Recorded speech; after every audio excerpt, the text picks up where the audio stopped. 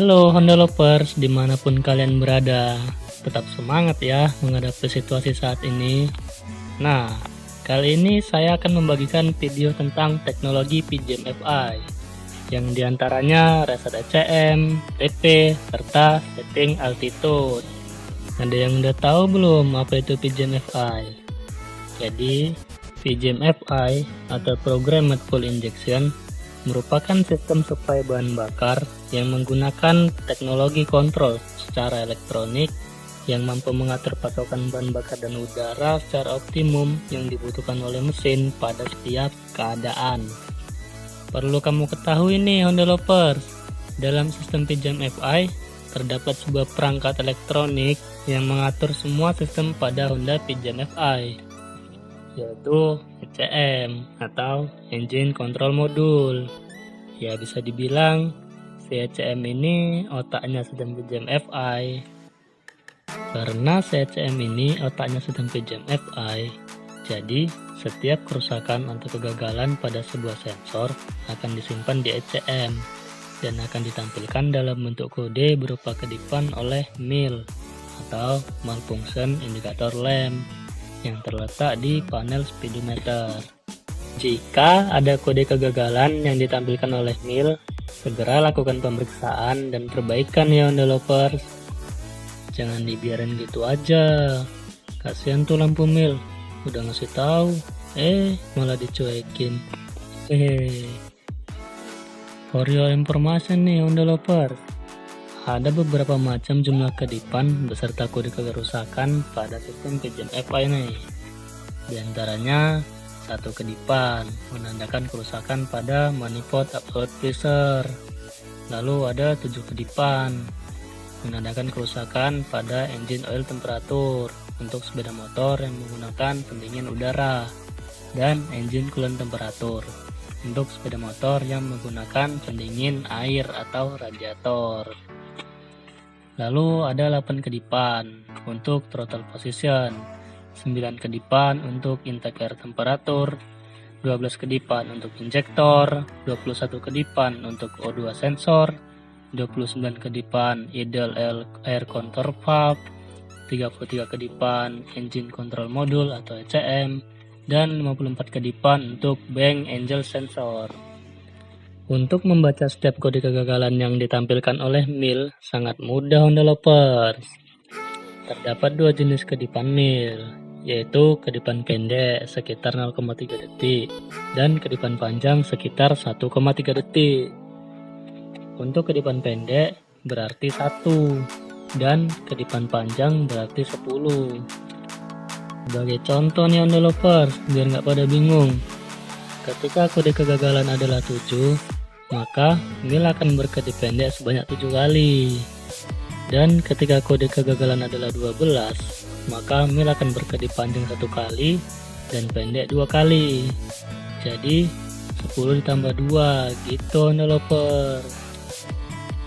Berikut prosedur menghapus kode kegagalan dalam ECM.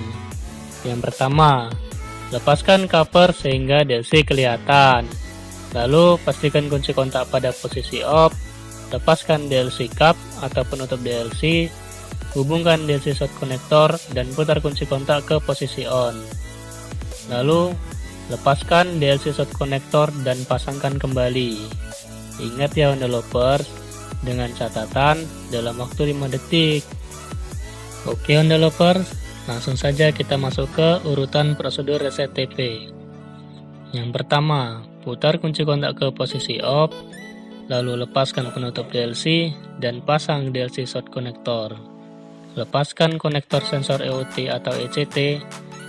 Hubungkan terminal-terminal konektor sisi kabel dengan kabel jumper atau jumper line. Kemudian putar kunci kontak ke posisi on. Lalu lepaskan jumper line dari konektor sensor EOT atau ECT. MIL akan berkedip selama 10 detik, tanda pola penerimaan reset. Putar kunci kontak ke posisi off. Lalu pasang kembali konektor sensor EOT atau ECT. Lepaskan DLC short connector, tutup kembali DLC dengan penutup DLC. dan hidupkan mesin pada putaran stasioner selama kurang lebih 20 menit. Nah, ada yang gak kalah penting nih Honda Lovers, yaitu prosedur setting altitude atau setting ketinggian. Pilih mode yang cocok dan sesuai dengan ketinggian daerah setempat ya Honda Lovers. Sebagai contoh nih, mode 1, ketinggian di atas permukaan laut kurang dari 2000 meter. Mode 2, ketinggian 2000 sampai 2500 meter di atas permukaan laut. Mode 3, ketinggian 2500 sampai 3500 meter di atas permukaan laut.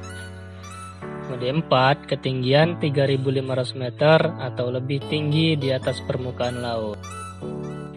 Sebagai catatan nih Honda Lovers, setting dari pabrik adalah mode 1.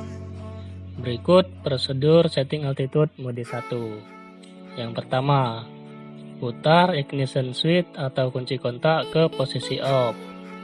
Lepaskan front body cover sehingga DLC kelihatan. Lepaskan penutup DLC atau DLC cap dan pasang DLC short connector. Lalu, buka handle gas atau throttle sepenuhnya dan tahan. Putar ignition switch atau kunci kontak ke posisi on. Mil seharusnya menyala dan kemudian mulai berkedip dengan cepat. Dalam waktu 5 detik setelah kedipan cepat dimulai, tutup handle gas atau throttle dan tahan selama lebih dari 3 detik. Jika proses setting ketinggian mode 1 berhasil, maka mil akan berkedip dengan kedipan pendek berulang. Kemudian putar kunci kontak ke posisi off. Nah, selanjutnya prosedur setting altitude mode 2, 3, dan 4. Buka handle gas sepenuhnya dan tahan. Putar ignition switch ke posisi on. Mil seharusnya menyala dan kemudian mulai berkedip dengan cepat. Dalam waktu 5 detik setelah kedipan cepat dimulai, hentakkan handle gas dengan cepat, tutup selama 0,5 detik, kemudian buka selama 0,5 detik. Kemudian tutup handle gas dan tahan selama lebih dari 3 detik. Untuk mode 2, hentakkan handle gas 1 kali. Mode 3, hentakkan handle gas 2 kali. Mode 4, hentakkan handle gas 3 kali. Mil akan mengulang kedipan pendek sejumlah mode yang dipilih. Sebagai contoh, jika mode 2 yang dipilih, maka mil akan berkedip-kedip dengan 2 kedipan pendek berulang. Kemudian putar kunci kontak ke posisi off. Setelah proses setting altitude berhasil, langkah selanjutnya adalah mengatur putaran stasioner mesin, yaitu di antara 1500 atau 1700 rpm lebih kurang 100 rpm. Oke Honda Lovers, sekian video dari saya, semoga bermanfaat, kurang lebihnya saya mohon maaf. Salam satu hati.